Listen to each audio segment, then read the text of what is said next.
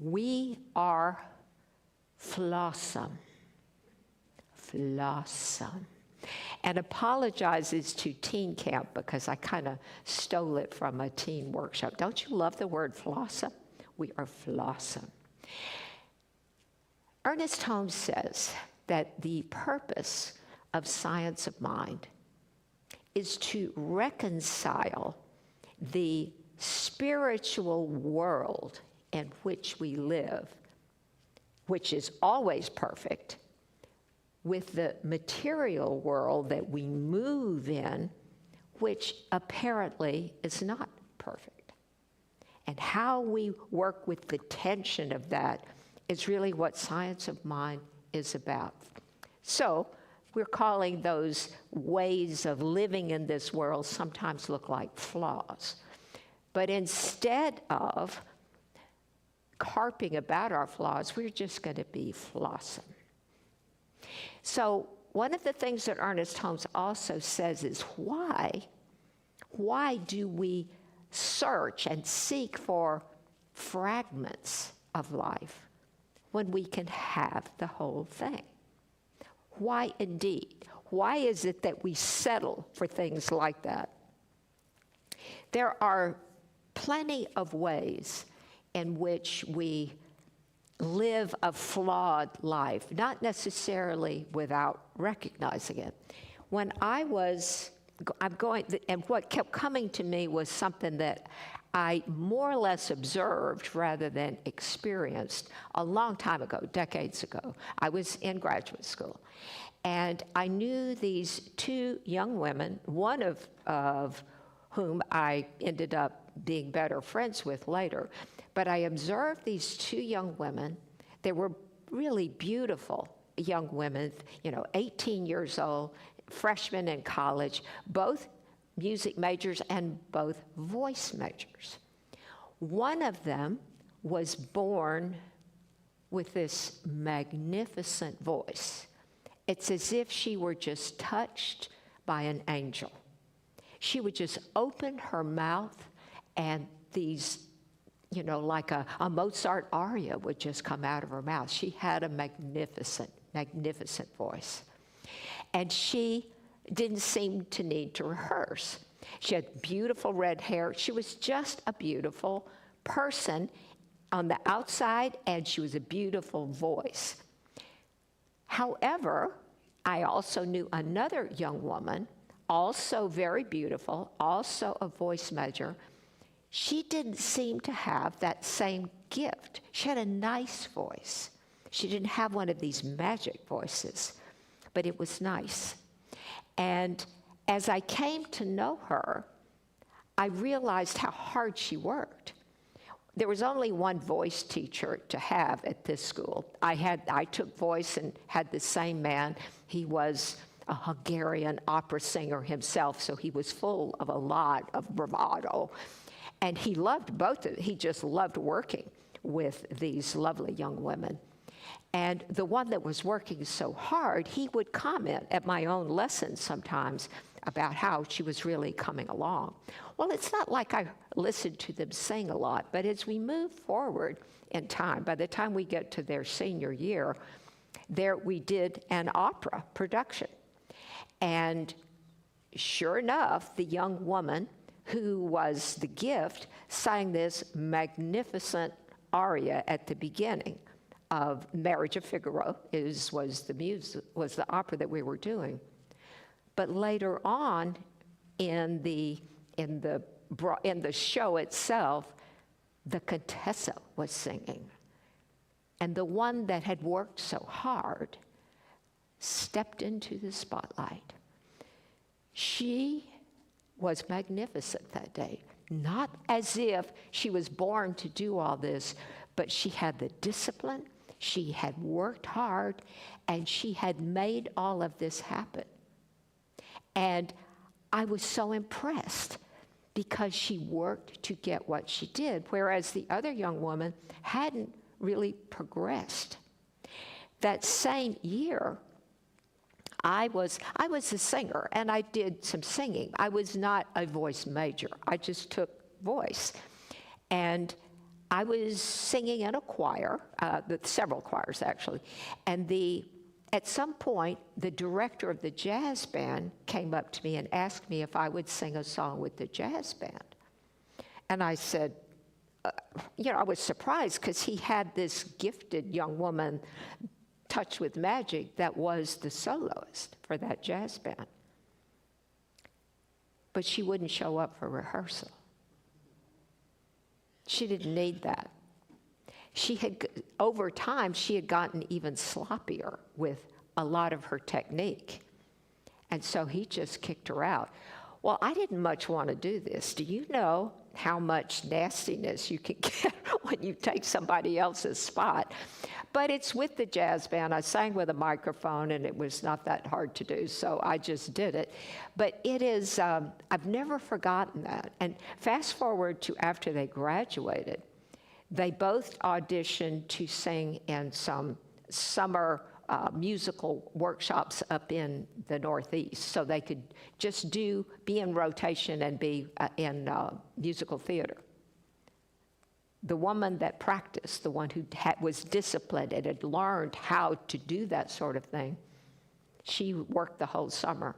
And none of the others, who just seemed to have these natural gifts, actually made the cut. So flaws come up in different ways. You can have lots of gifts, but if you're not willing to move into the space to support what you have, I don't know what happens. I just remembered that particular story. I also had known a few other times where the people who were wanting to do something so seriously doubted their ability to do it. And it seemed like no matter what could be said, they had this lack of confidence. Well, confidence evidently may have been the key in both cases, because if you work hard, you do what you're supposed to do, and you practice, then you can come up here and do what you do. You are prepared. And when it comes to performance and presentation and many things, preparation is important.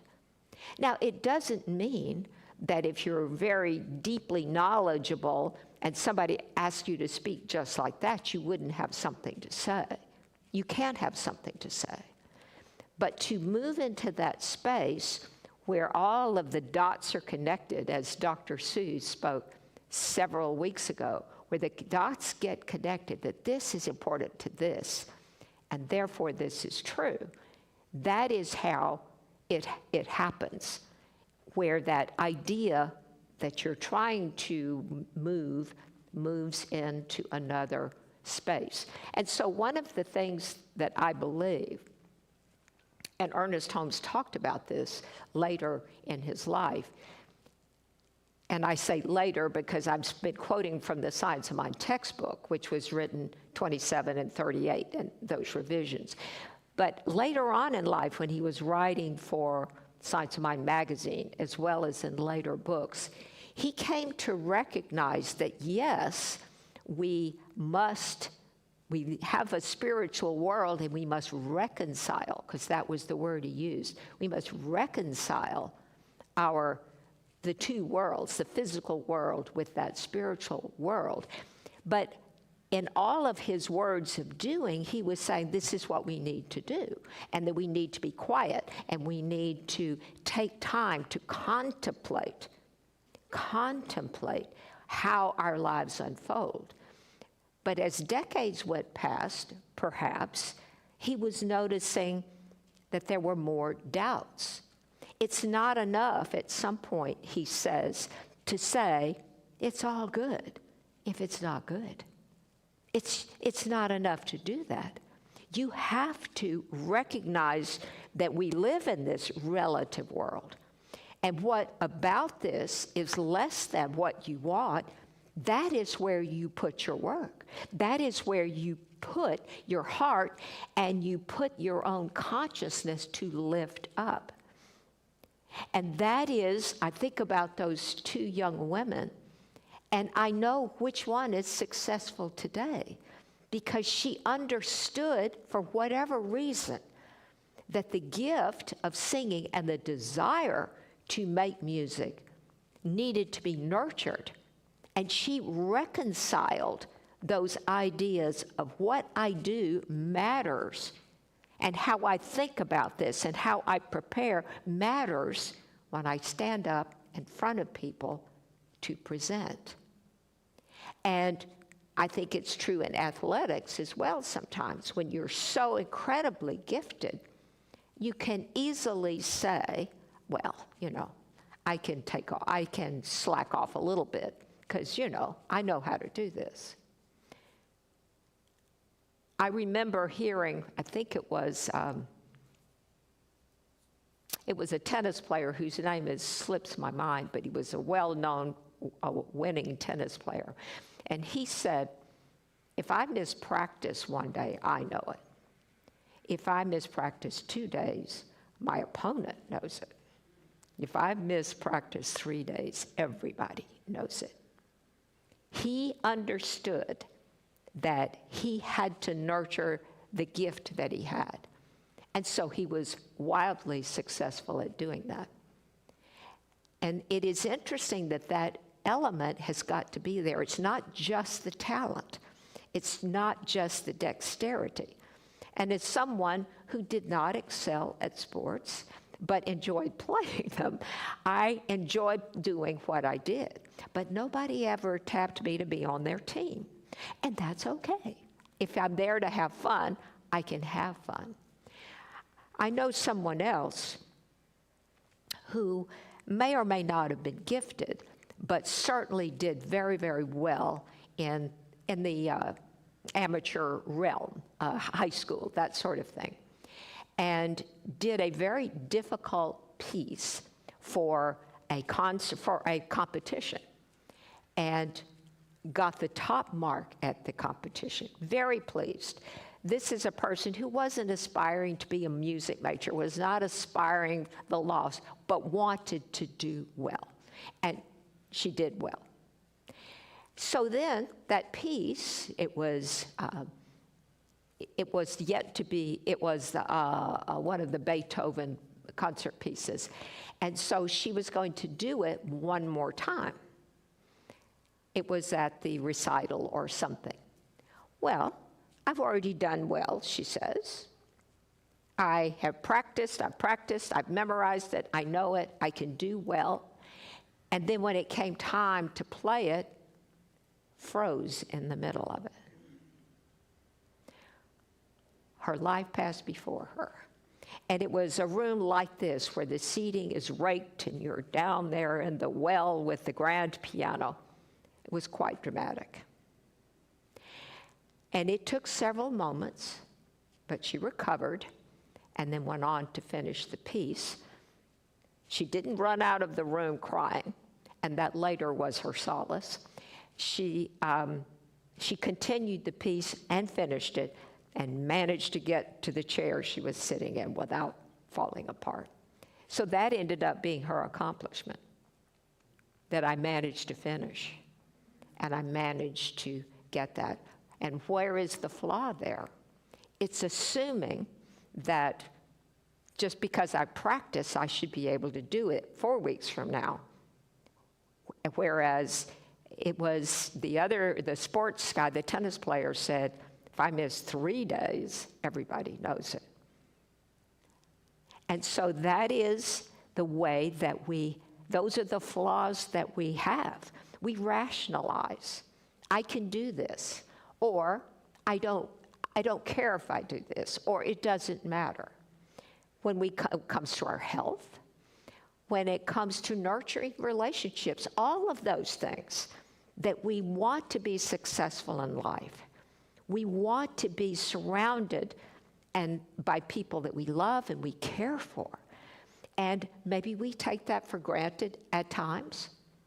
And maybe in terms of our health, we go, I exercise a lot, I don't need to worry about it, I can take a week or 2 off. And maybe you can. It's just that when we have this body to take care of, when we have this consciousness to nurture, when we have loving relationships that are ongoing, it's useful to remember that as long as we're in this relative world, we need to reconcile that spiritual concept and keep it alive and keep it worthy. So when we say that the flaw of us, I am flawsome, to me, we are flawsome. What it really says is, I recognize that there are bumps here, not perfect in every way, but I am going to do the best I can. And anything I choose to do, I'm going to step up and do it and be the best I can be all the time. Now, to me, that's what being flawsome is all about. And so it's an attitude, it's an intention, and in gratitude, we simply present ourselves to the world as who we are, as we are, knowing that we are absolutely good enough. God loves us just as we are, no matter what, whether we forget the middle of the piece or we play it flawlessly. God loves us just the same. I remember this quote that I believe that I said Sunday, and I've said it once before, and it's Eric Butterworth's comment. It makes no difference to God if we're grateful to God, but it makes a difference to us. It makes a difference to me. So in gratitude for life, I'm going to embrace being flawsome, with a nod toward teen camp and their workshop. Thank you, and so it is. We are part of a bountiful center. This center has been here now 76 years. Actually, not in this spot, but it's existed as a charter for 76 years. And it's done it because people give the money that they give, share their bounty and their time to make it happen. And so I believe in that and practice that in my flawsome way. And so I invite you to share with me the affirmation that we give. Divine love consecrates my gift. It goes forth to heal, to bless, and to prosper all those who give and all those who receive. I rejoice in the sharing of my good, and I release my gift with love, and so it is. So as we share any comments, does anybody want to tell me how flawsome they are? Do you have any flawsome stories? I love the word. I didn't make it up. Somebody else did. I just love it. We are flawsome. Can you imagine helping teens come to that idea? And that's really what's happening. For teens to feel that feeling to go into their adulthood that way. Yes? I'm sorry I'm a little bit late today. Can you hold it up so I can hear too? I'm sorry I'm a little bit late today. I did have an experience in high school, which was quite a while ago. I was trying out to be a cheerleader, and I got to the second stage of auditioning, and the second stage was you had to make your own cheer and perform it in front of the other older cheerleaders. So I was okay with it. I got up there, and because I had been already a cheerleader, and I was good. And I got up there, and I started it, and all of a sudden, I just blanked out. I didn't know what the next move was, what the next word was. And so I apologized. I go, I'm sorry, I forgot. Let me try again. I tried again, and right in the same exact spot, I just went blank. And I said, well, I guess that's it. And I ran out of the room. And at the end of the week, I had made the new cheerleading squad. Even though I had blanked out and stuff, they knew that I was sorry. Wow. They knew that I was, honest about it and everything, and it just all worked out. Wow. I know. See, you are Flossom, aren't you? I want to tell you, you look like a cheerleader to me. I mean that, you do. I enjoyed it. Wow. Junior and senior year. Very good. Thank you for that story. That's terrific. We have one from online. We have one from online. Sydney Glass said, "Marvelous lesson, Reverend Catherine. How does one demonstrate good? Practice, practice, practice. The principle every moment of the day. Nurture your gifts unceasingly." How do we do that? Well, I'm Flossom, so I probably skip a few moments in which I do that. But my own personal prayer, and it was this morning, is that I call on Spirit to nudge me in some way when it's time for me to recommit to that. Because I know that I won't do it by myself. I will indulge just as some of the examples I gave you, but I don't want to. So I read something somewhere that said recently that a woman said that it takes 16 seconds to achieve a manifestation. Well, I haven't gone and read the context of that quote, but what makes me think is that 16 seconds is a pretty long time. Have you ever tried to do any one thought for that length of time? It doesn't sound like a long time, but with my mind as jumpy as my mind is, 16 seconds is a long time. And so that's what I ask for Spirit's help for, is so that I can be in that space. That if I'm not in that prayerful praying, well, of course we're always praying no matter what we're saying, right? If I'm consciously praying, that I get a nice little nudge to clean up that part that may not have sounded as much like I needed to. That's my best answer, is to call on Spirit for help, because I know I need it, and I think everyone can use it. I have to do it every day, though. I ask every day. I almost forgot. Let's see, about 20 years ago, I got into this Joy of Singing workshop. Can you put it closer? It started to, You want me to go back? Because her mic's feeding into yours because you're so close. oh, Okay. that's why. Okay, so I joined this Joy of Singing workshop, and the teacher teaching it he could care less if you could carry a tune in a bushel basket. He just wanted people to have the nerve to get up and sing, and then accept applause gratefully.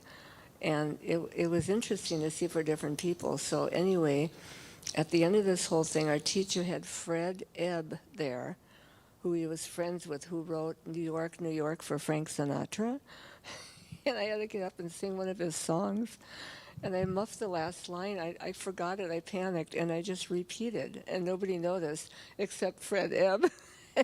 And afterwards I came over, I said, I kind of forgot the last line. And I said, yes, you did. He said, but nobody noticed but me, and I don't care.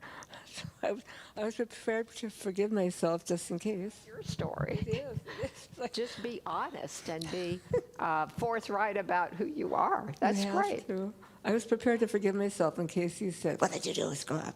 But he was wonderful. Right. Well, I think it was Woody Allen, isn't it, is the one who said that 90% of success is showing up, just coming. And so it's one of those things that sticks with you, whether it's literally true or not. Maybe it's 85, maybe it's 95%. But showing up really is important. It's important in lots of things, even if you don't feel like it. And I've spoken to people in this center. We're going back over 20 years or so. And say, oh, we haven't seen you in how long has it been? A few weeks? Yeah, but once somebody actually said this to me. Well, sometimes it's just hard to be around all these happy people.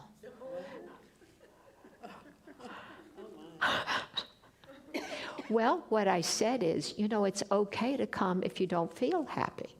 You don't have to be happy like them. You can just be in the presence and not apologize. And I remember saying that. I mean, it's one thing if you think you're contagious, but this was something else. So I don't know how widespread that is, but it's what somebody said to me. Anyone else? I love the comments. I thank you. So is anybody willing to embrace we are flawsome? Flawsome. Okay. Well, I thank you all for being here, for the questions, for the energy. And so it is. Thank you.